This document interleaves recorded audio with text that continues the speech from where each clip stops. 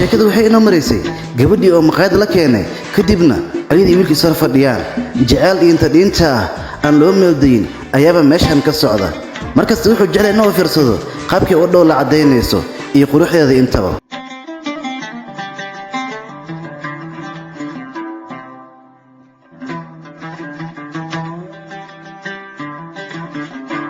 markii hore guriga shaqaale oo kaliya ay ka ahayd bal hadda waxay dareentay wiilkan si xad dhaaf ah inuu jecel yahay ayadana ay ku kalsoonaan karto jecelka uu qabo aad ayaan u faraxday dhanka ayada wili doontii ayay wadaa murugana way la ilmeynaysaa sababtoo markaas xasuus ay gashaba ilin horle ayaa ka imaanayso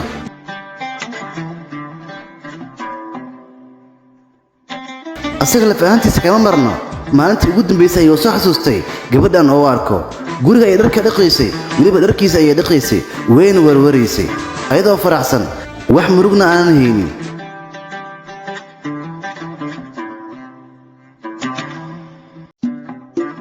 asiga banaanka ayuu ka yimid sidoo u soo socdayna gabadhii dhabarka ayuu ka qabsaday in cabaarha ay fiirinaysay sababtoo markii horeba niyadda ayuu ku haysay wuxuu bilaabay in uu wareejiyo waliba si farxad leh jecel ay u sameeyaan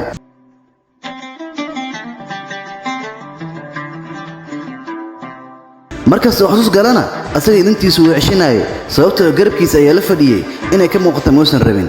sidoo kale ayadana markaas xasuus ayay ku laabanaysay habeenkii ugu dambeeyay ay sheekaysanayeen waliba waxay taagnaayeen qaybta jikada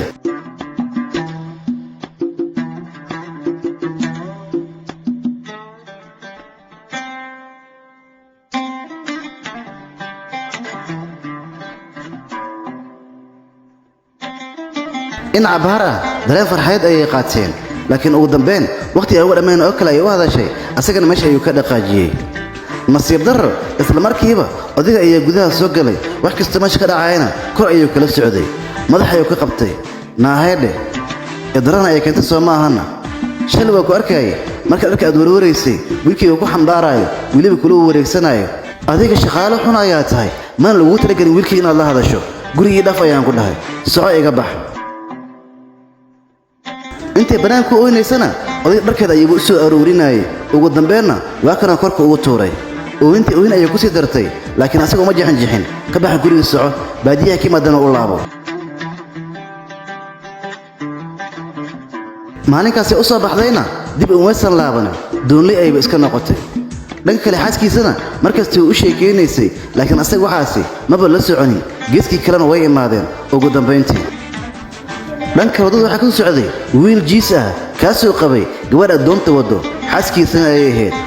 wuu ku faraxsanaa doonta inay meesha keento balse wuxuu arkay ayadoo ilmeynayso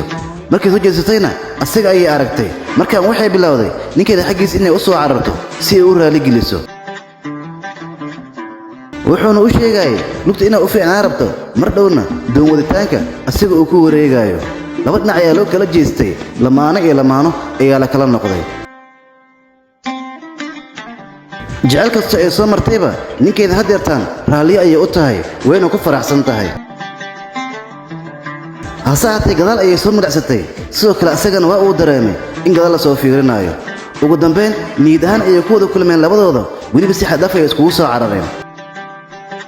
ayagoo ooynaya weliba qofka kale sabarsiinayo maadaama ay tahay markay iskugu dambaysay asaarkaayaan qof kasta noo ogaaday qof kale inuu xaas yahay wado kale oo iskugu soo laabtana aysan jirin sheekadu waxay noqotay hadduu saygu qayrka iyo calafkeena ku siiyey anigu waxba maan samaynine nasiibkaas sidaa noqday ugu dambeynna way kala tageen